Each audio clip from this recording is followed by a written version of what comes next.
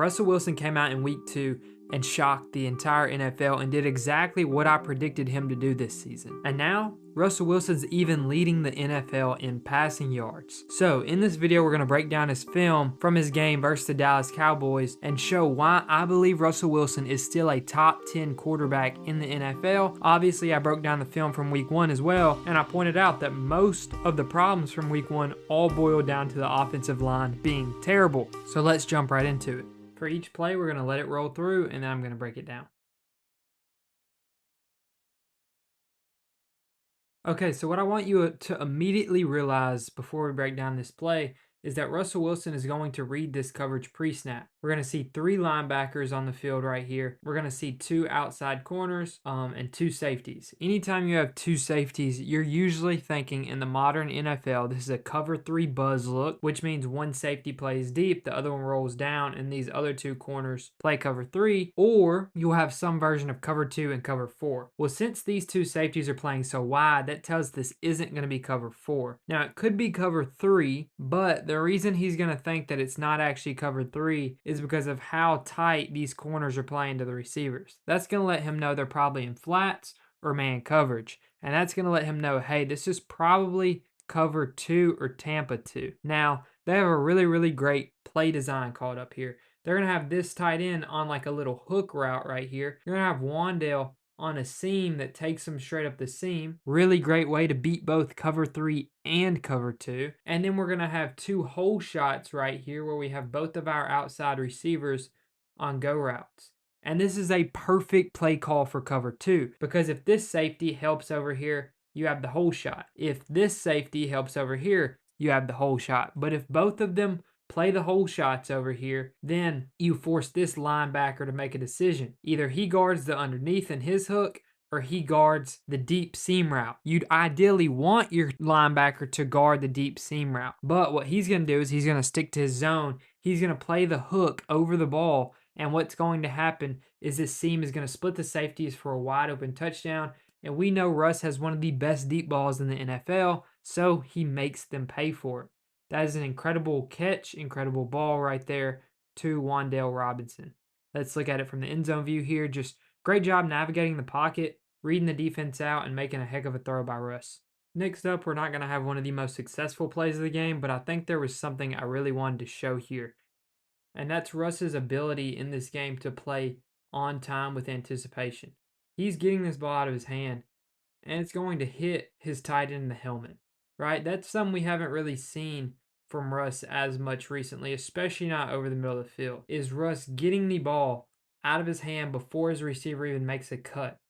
Right, so right there, Russ is throwing it. Like, this is probably an example of him using too much anticipation, right? Maybe wait a half a second longer, take a little bit off the ball. But if this tight end whips his head around, Russ is going to have the ball for him right here.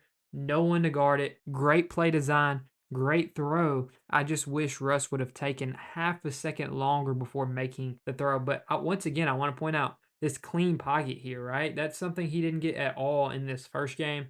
And I know I mentioned this wasn't the best play in the world, but it shows that Russ has evolved his game a little bit, even from last week, and how he's looked the past few seasons throwing over the middle of the field. Now we're just going to look at a great throw from Russ to Malik Neighbors in this game.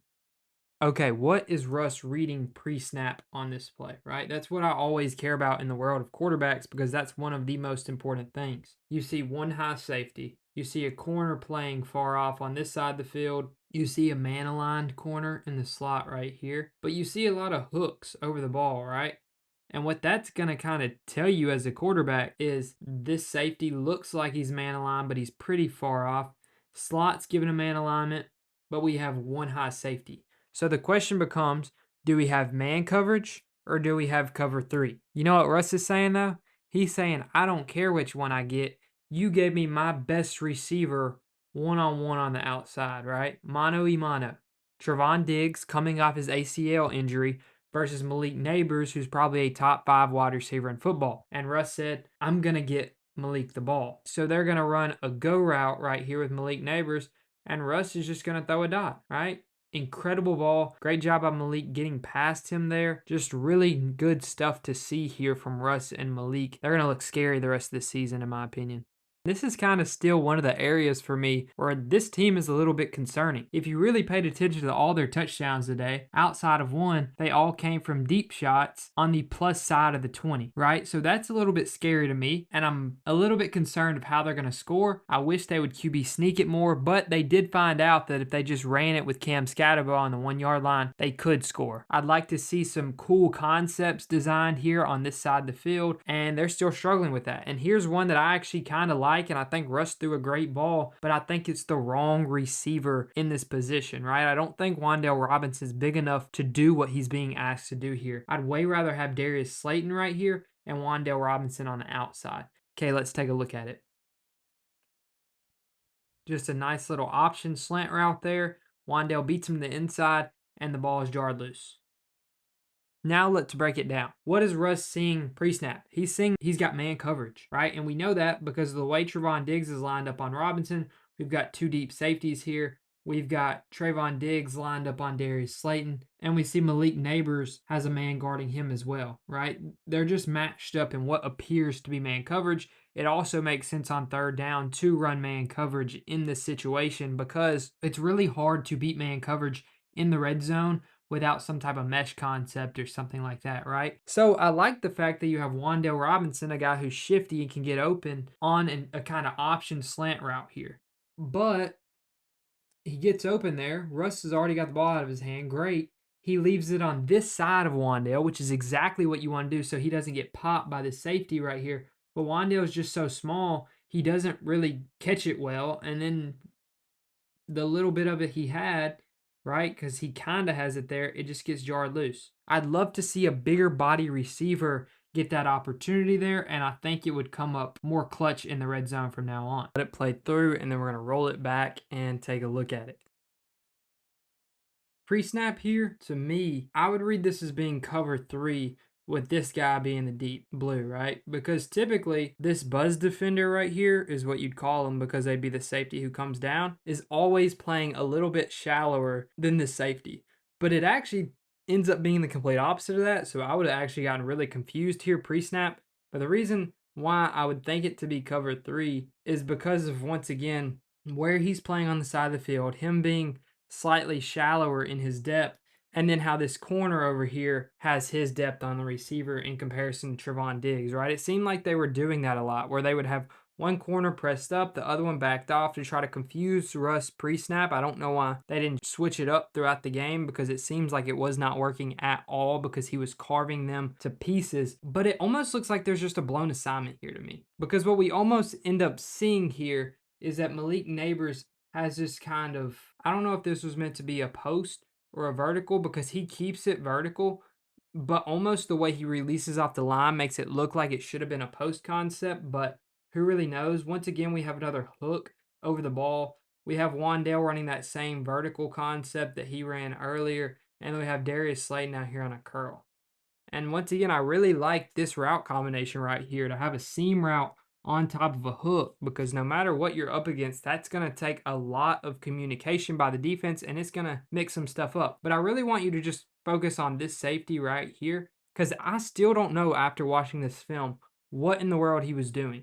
I don't know if he was supposed to be the buzz defender and come down more, but he just didn't feel the need to come down much, so he played a little back.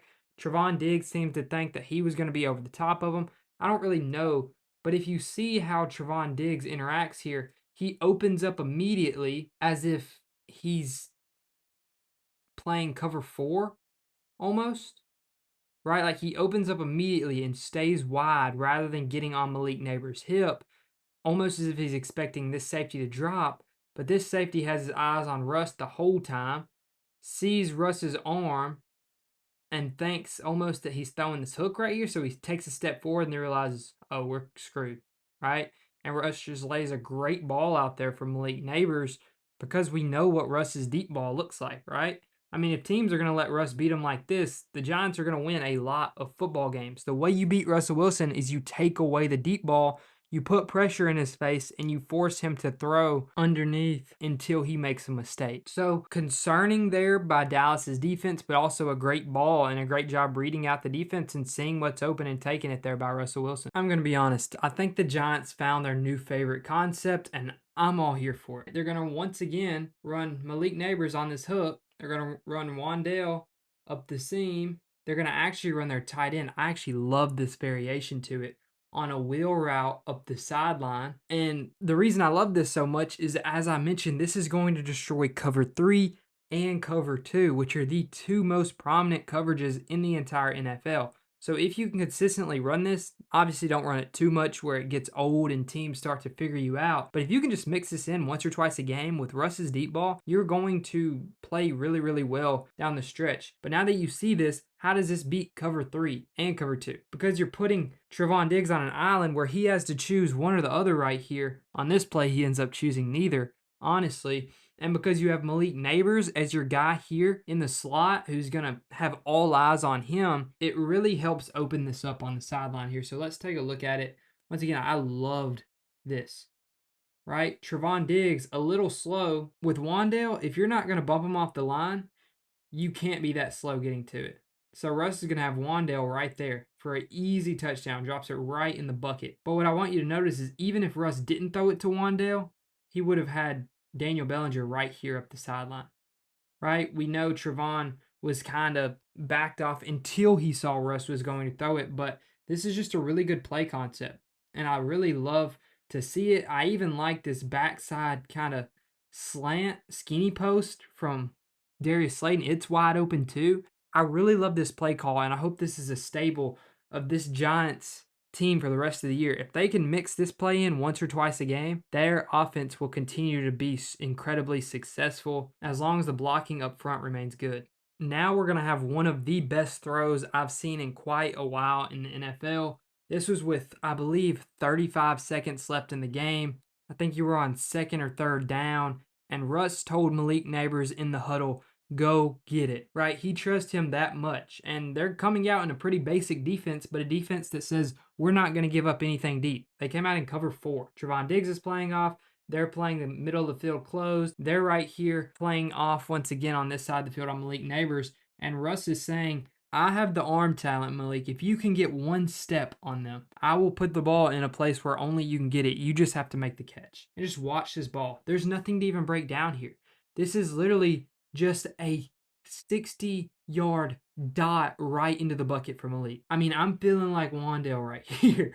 Like, that is an incredible throw. And the fact that they said this man shouldn't even be a starter in the NFL is insane to me. Man, people have got to stop falling for this BS media narrative that just hates Russell Wilson with a passion each and every year. It's getting ridiculous, man. They were calling for this man's job after 1 week. Now we're going to look at Russell Wilson's 2 bad plays of the game. One of them, I have absolutely no idea what happened, and the first one that we're about to look at here, I believe, is the interception that ultimately he's getting the most hate for in the media right now. And I can honestly say I've seen Russell Wilson do this on a multiple of occasions over the past 5 years. I don't really know why he does it, but every once in a while he'll just press really hard and he'll just get some pressure in his face and he'll just chunk it up late in the games, right? I feel like there's no reason to do that here.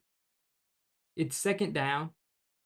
If you could throw this, Russ, you've got a huge completion, right? Now, it's going to be really hard to fit it on in there, but I think he just pressed too much here. Like, do I think this throw to Malik is open? Kind of, but not really at all. I wouldn't throw this. But this dig over the middle of the field, I think Russ could maybe make that throw. Now, it could get his receiver hurt, but I think Russ could make one of these throws, and I think this is a situation where you just haven't scored in 2 drives, you're pressing, and you're just chunking it up, right? We would much rather take a tie here than do that. And I think that's the problem, is you get this with Russell Wilson every once in a while, where he'll just make these bad decisions, right? He's a quarterback who doesn't throw many picks, but when he does, they're things like this. They're either batted balls at the line of scrimmage, or they're just awful decisions that someone that's been playing the game for as long as him shouldn't make. Okay, now let's jump into the fumble. And I really don't know what happened here, right? It was open. Russ was going to throw it. It doesn't look like he tried pump faking it. I really don't know if it got stuck in his hand. I literally have no idea. I've never seen a worse looking play, honestly. Just looks like he went to throw it and it just like didn't come out of his hand and he fell down because of all the momentum, all the gravity, and that's just something you hate to see. It's very unfortunate that you scored 37 points, probably the most the Giants have scored in like the last 15 years almost. They've been so bad, and you lose the game. And everyone's going to blame you, even though you played like the best player in the NFL this week. I mean, Russell Wilson is leading the NFL in passing yards, and people were calling for his job a week ago, right? It makes no sense at all. But thanks for watching. Let me know down below what you think, and please subscribe.